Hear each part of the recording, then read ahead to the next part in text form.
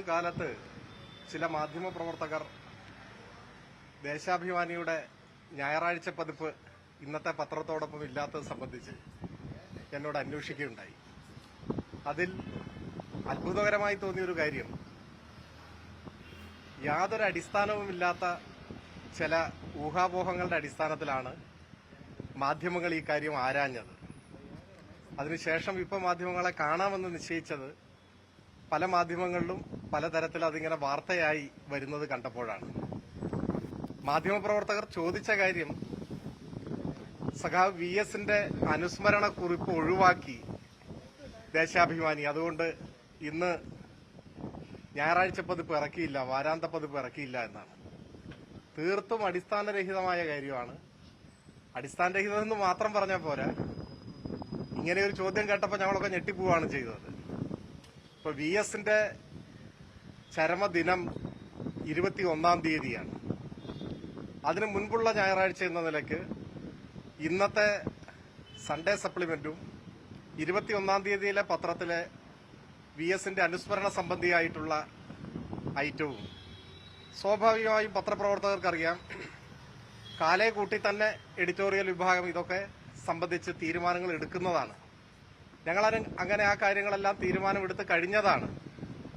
21ന്റെ പത്രത്തിൽ അതിന്റെ ഭാഗമായിട്ടുള്ള പ്രത്യേക പേജ് ഉണ്ടാവുകയും ചെയ്യും. ഇന്നത്തെ ഞായറാഴ്ച പതിപ്പിൽ ദേശാഭിമാനിയുടെ കൂടി ഭാഗമായിരുന്ന സഖാവ് KV സുധാകരന്റെ അനുസ്മരണ ലേഖനമാണ് ഏറ്റവും പ്രധാനമായിട്ടുള്ളത്. അപ്പൊ അതിലൊന്നും യാതൊരു അവ്യക്തതയോ ആശങ്കയോ ഇല്ല. ഇതൊന്നും ഒഴിവാക്കിയ പ്രശ്നം ആരും ചിന്തിച്ചിട്ട് പോലുമില്ല. ഇന്ന് വാരാന്ത പതിപ്പ് അച്ചടിച്ച് ഇന്നത്തെ പത്രത്തോടൊപ്പം വിതരണം ചെയ്തിട്ടില്ല എന്നത് വസ്തുതയാണ്. അത് ഇന്നത്തെ പത്രത്തിൽ കൊടുത്തിട്ടുണ്ട്, സാങ്കേതിക കാരണങ്ങളാൽ ഇന്ന് അച്ചടിച്ചിട്ടില്ല എന്ന്. അതിന്റെ അർത്ഥം ഇത് ഒഴിവാക്കിയെന്നല്ല. നാളത്തെ പത്രത്തോടൊപ്പം ഇത് ഉണ്ടാവും. ഇന്ന് അച്ചടിക്കാൻ കഴിയാത്ത സാങ്കേതികമായ കാരണങ്ങൾ കൊണ്ടാണ്. മറിച്ചുള്ളതെല്ലാം തീർത്തും തെറ്റായ എന്തോ ഊഹാപോഹങ്ങളോ തെറ്റായ എന്തെങ്കിലും വിവരം കിട്ടിയതോ ആയിരിക്കും. ഏതായാലും നമ്മോടൊപ്പം ഇല്ലാത്ത VSനെ പോലൊരാളെ ഇത്തരം ഒരു അടിസ്ഥാനവും ഇല്ലാത്ത വിവാദങ്ങളിലേക്ക് ദയവായി വലിച്ചിഴക്കരുത്. ദേശാഭിമാനിയെ സംബന്ധിച്ചും കേട്ടുകേൾവികളുടെ അടിസ്ഥാനത്തിൽ ഇത്തരം വാർത്തകൾ കൊടുക്കുന്നത് ഉചിതമായില്ല. പൂർണ്ണമായും ഈ വാർത്ത തെറ്റാണ്. അതാണ് പറയാനുള്ളത്. നിങ്ങൾക്ക് എന്തെങ്കിലും പറയാനുണ്ടോ?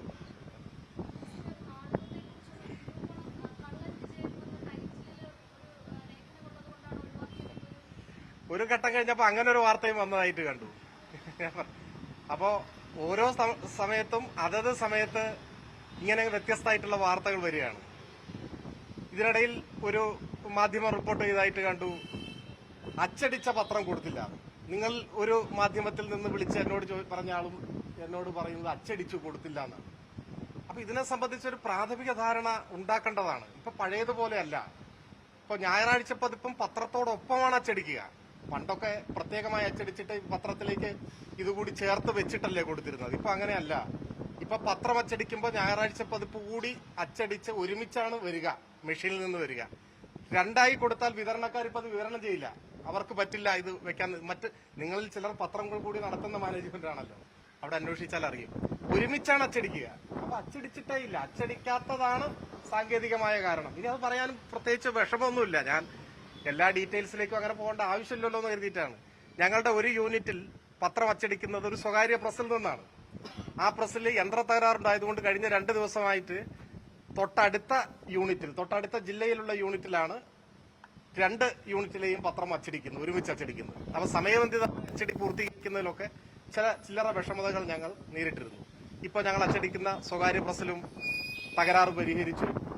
ഈ സാഹചര്യത്തിലാണ് ഞായറാഴ്ച പതിപ്പ് തിങ്കളാഴ്ചയിലെ പത്രത്തിന്റെ ഒപ്പം കൊടുക്കാം, ഇന്ന് കൊടുക്കേണ്ടതില്ല എന്ന് തീരുമാനിച്ചു. ഇതാണ് സാങ്കേതിക പ്രശ്നം. ഈ നാടകം എന്ന് പറഞ്ഞാൽ ഏത് നാടകമാണ്? നാടക രൂപമെന്നോ ഏത് നാടകത്തെ കുറിച്ച്?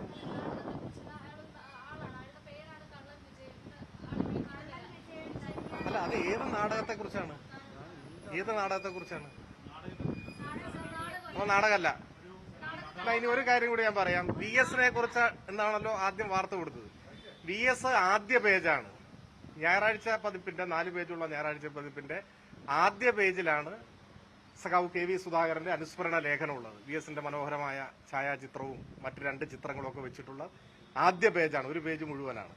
അവസാന പേജും VS തന്നെയാണ്, മറ്റു ചില ചിത്രങ്ങളൊക്കെ ആയിട്ട്. അതായത് സാധാരണ നിലയിൽ ഊഹിക്കാവുന്നതേ ഉള്ളൂ. ആദ്യ ചരമദിനത്തിന് VS-നെ പോലെ ഒരാളെ, ദേശാഭിമാനി പോലെ ഒരു പത്രം ആ നിലയിലാണല്ലോ. അപ്പൊ ഒരു പേജ് മാത്രമായിരിക്കില്ലല്ലോ, അങ്ങനെയാണുള്ളത്. ബാക്കിയുള്ളതെല്ലാം ഊഹാപോഹമാണ്. നിങ്ങളോട് പറഞ്ഞ ആളുകളെ നിങ്ങൾ ദയവായി തിരുത്തുക, അല്ലെങ്കിൽ അച്ചടിച്ച പത്രം അവരോട് ചോദിക്കുക. ഈ പത്രത്തിന്റെ മാറ്റർ എല്ലാം ഇപ്പൊ സോഫ്റ്റ് കോപ്പി എന്റെ കയ്യിലുണ്ട്. അച്ചടിക്കുന്നതിന് മുമ്പ് നിങ്ങൾക്ക് തരുന്നത് ശരിയല്ലല്ലോ എന്നുള്ളതുകൊണ്ടാണ്. അപ്പോ ഈ പ്രചരിക്കുന്നതെല്ലാം വാസ്തവമില്ലാത്ത കാര്യമാണ്. പത്രം അച്ചടിച്ചിട്ടില്ല, അച്ചടിക്കാതിരുന്നത് നേരത്തെ പറഞ്ഞ തടസ്സം കൊണ്ടാണ്. ഇതൊക്കെ ചോദിച്ചാൽ നമ്മൾ പറഞ്ഞു തരുമായിരുന്ന കാര്യങ്ങളാണ്. VS-നെ ഇതിലേക്ക് വലിച്ചടിച്ചത് അനുചിതമായി പോയി, അത് തീർത്തും തെറ്റായി പോയി. നിങ്ങൾക്ക് ഇത്തരം വിവരങ്ങൾ ആരെങ്കിലും പറഞ്ഞു തന്നിട്ടുണ്ടെങ്കിൽ അവരോട് തന്നെ നിങ്ങൾ ഈ കാര്യം ചോദിക്കണം, ഉറപ്പുവരുത്തണം. അതെ.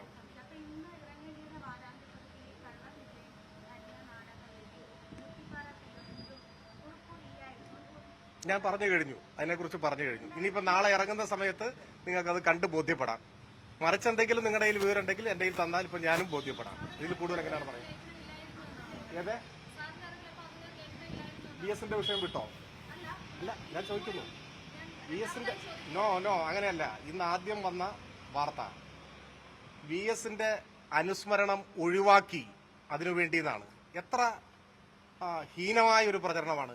അതിൽ നിന്ന് നിങ്ങളിപ്പോ പുറകോട്ട് പോയോ? പറയൂ.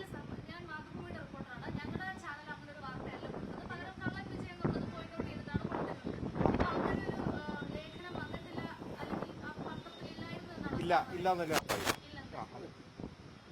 നിങ്ങളുടെ പത്രമാണോ കൊടുത്തതെന്ന് എനിക്കറിയില്ല, നിങ്ങളുടെ ചാനലാണോ കൊടുത്തതെന്ന് അറിയില്ല. പല ചാനലുകളിലും വന്നതാണ് ഞാൻ പറഞ്ഞത്. ഇവിടെ പറഞ്ഞു കഴിഞ്ഞ മറ്റൊരു കാര്യം, ഈ പൊതിച്ചോറുമായി ബന്ധപ്പെട്ട് വലിയ തർക്കങ്ങൾ നടക്കുകയാണ്. കഴിഞ്ഞ ദിവസങ്ങളിലേക്ക് ആരോഗ്യമന്ത്രി മുരളീധരൻ വലിയ പ്രസ്താവനകളൊക്കെയാണ് ഇറക്കിയിരിക്കുന്നത്. അതായത് പൊതിച്ചോറ് ഇനി മെഡിക്കൽ കോളേജുകളെ അനുവദിക്കില്ല. അതിലെന്തെങ്കിലും കേരളത്തിന്റെ ഒരു ആശുപത്രിക്ക് മുന്നിലേക്ക് കോമ്പൗണ്ടിലേക്ക് പ്രവേശിപ്പിക്കില്ല, വ്യക്തമായ നടപടിയെടുക്കും എന്ന് തന്നെയാണ് ആരോഗ്യമന്ത്രി പ്രഖ്യാപിച്ചത്. അദ്ദേഹം, എനിക്ക് തോന്നുന്നു, കേരളത്തിലെ സർക്കാർ ആശുപത്രികൾ ആ നിലയിൽ സന്ദർശിക്കുകയോ കാര്യങ്ങൾ മനസ്സിലാക്കുകയോ ചെയ്തിട്ടില്ല എന്നാണ് തോന്നുന്നത്. പല സന്നദ്ധ സംഘടനകളും പല സഹായങ്ങളും ആശുപത്രികൾ ചെയ്യുന്നുണ്ട്. അദ്ദേഹം ഇതൊന്നും മനസ്സിലാക്കിയിട്ടില്ല. അത് രോഗികൾക്കും കൂട്ടിരിപ്പുകാർക്കും വലിയ ആശ്വാസമാണ്. ഡിവൈഎഫ്ഐയുടെ ഈ പ്രവർത്തനത്തെ രാഷ്ട്രീയത്തിന് അതീതമായി കേരളം സ്വീകരിച്ചതാണ്. ആരോഗ്യമന്ത്രിയോട് എനിക്ക് ഒരൊറ്റ അഭ്യർത്ഥന മാത്രമേ ഉള്ളൂ. ദയവായി അന്നം മുടക്കരുത്, അന്നം മുടക്കിയ സർക്കാരാണ് എന്ന് പറയിപ്പിക്കരുത്. അങ്ങനെ ഒരു നിലപാട് സ്വീകരിച്ചാൽ അത് ജനം സ്വീകരിക്കില്ല. അത്രേ പറയാം.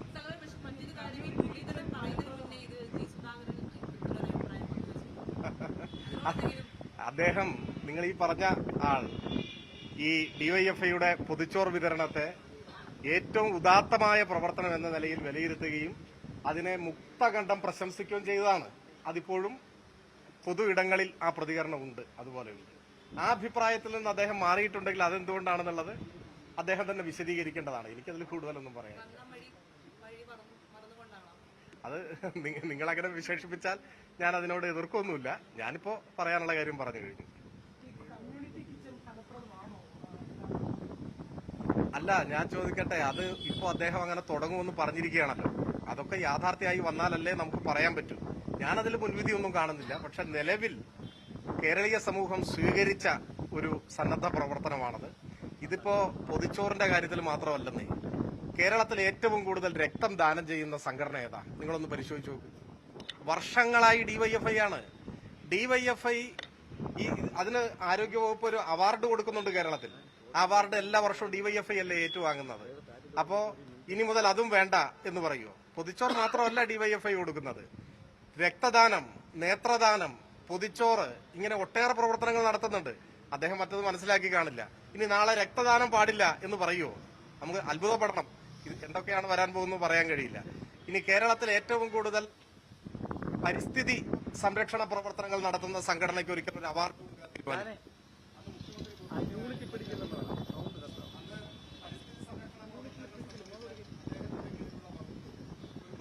നടത്തിയപ്പോ അതിൽ തിരഞ്ഞെടുക്കപ്പെട്ട സംഘടന ഡിവൈഎഫ്ഐ ആയിരുന്നു.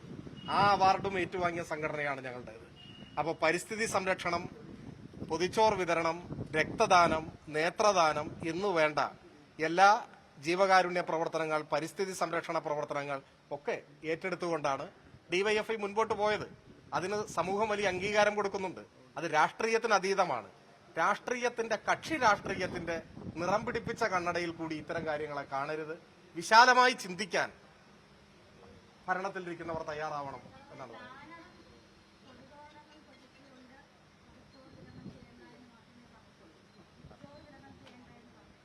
അദ്ദേഹം മറ്റേ ബാനറും കൊടിയൊന്നും ഇല്ലാതെയാണോ പൊതിച്ചോറ് കൊടുക്കുന്നത്?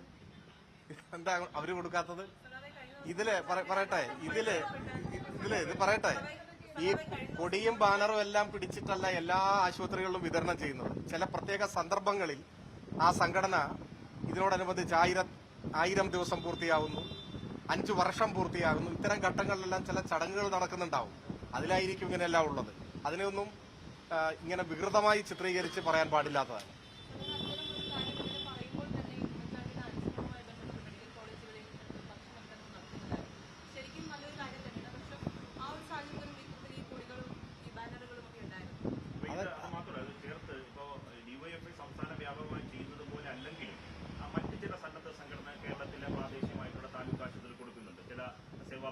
സംഘടനകൾ ഇതുപോലെ കോൺഗ്രസിന്റെ സംഘടനകൾ തന്നെ ഈ നെയ്യാറ്റിൻകരയിലേക്ക് പ്രാദേശികമായി കൊടുക്കുന്നത്, അങ്ങനെ സംസ്ഥാനത്ത് വ്യാപകമായി കൊടുക്കുന്ന, അതൊന്നും അറിയാതെയാണോ കെ മുരളീധരൻ പൂർണ്ണമായി ഇതിനെ നിരാകരിക്കുന്നതെന്നൊരു ചോദ്യം കൂടിയുണ്ട്. എനിക്ക് ന്യായമായ സംശയമുണ്ട്. അതാണ് ഞാൻ തുടക്കത്തിൽ പറഞ്ഞത്. അദ്ദേഹം കേരളത്തിലെ സർക്കാർ ആശുപത്രികൾ സന്ദർശിച്ച് കാര്യങ്ങൾ മനസ്സിലാക്കണം. അദ്ദേഹം മനസ്സിലാക്കിയിട്ടില്ല എന്ന് നമ്മൾ സംശയിക്കുന്നത് നിങ്ങളിപ്പോൾ ചൂണ്ടിക്കാണിച്ച കാര്യം ഉൾപ്പെടെയുള്ള കാര്യം കൊണ്ടാണ്. അപ്പൊ അദ്ദേഹത്തിന് കാര്യങ്ങൾ മനസ്സിലാക്കാൻ കഴിയും. ഇത് ഏതെങ്കിലും കക്ഷി രാഷ്ട്രീയ പ്രശ്നമല്ല. ഇത് കേരളത്തിലെ സാധാരണക്കാരായ സർക്കാർ ആശുപത്രിയിൽ ചികിത്സ തേടിയെത്തുന്ന ജനങ്ങളെല്ലാം സ്വീകരിച്ച, അവർക്ക് വലിയ ആശ്വാസമായിട്ടുള്ള ഒരു കാര്യമാണ്. ഡിവൈഎഫ്ഐ അല്ലാതെ ആരെങ്കിലും ചെയ്താലും ഞങ്ങൾ അതിനെ സ്വാഗതം ചെയ്യുകയാണ് ചെയ്യുക. ഇത്തരം പ്രവർത്തന രംഗത്തേക്ക് യുവജന സംഘടനകളൊക്കെ കടന്നു വരണം എന്നാണ് ആഗ്രഹം. നിർഭാഗ്യവശാൽ അവരുടെ കൂടെയുള്ള യുവജന സംഘടനകളെ ഇതിലൊന്നും കണി കാണാൻ കിട്ടുന്നില്ല. ഒരുപക്ഷെ അതിലുള്ള ഇച്ഛാഭംഗമോ അസൂയയോ ഒക്കെ ആയിരിക്കും. പക്ഷെ ഒരു മന്ത്രി ഇങ്ങനെ അസൂയക്കാരനും അന്നം മുടക്കിയൊന്നും ആകാൻ പാടില്ല. അങ്ങനെ ആയാൽ നമ്മുടെ സമൂഹം അത് സ്വീകരിക്കില്ല.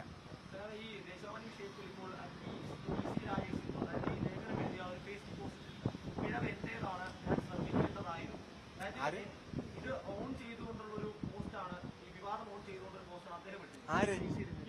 അതാരാ? ഇല്ലല്ല, ഞങ്ങളുടെ മുൻപാകെ വരുന്നൊരു പ്രശ്നമേ അല്ല അത്. ഞങ്ങളുടെ മുമ്പിലുള്ളൊരു പ്രശ്നമല്ല. നിങ്ങൾ ഈ പറഞ്ഞ ആളെ ഞാൻ അറിയുകയില്ല. ഓക്കെ. കൂടുതൽ വാർത്തകൾക്ക് news 18 Keralam YouTube channel subscribe ചെയ്യുക.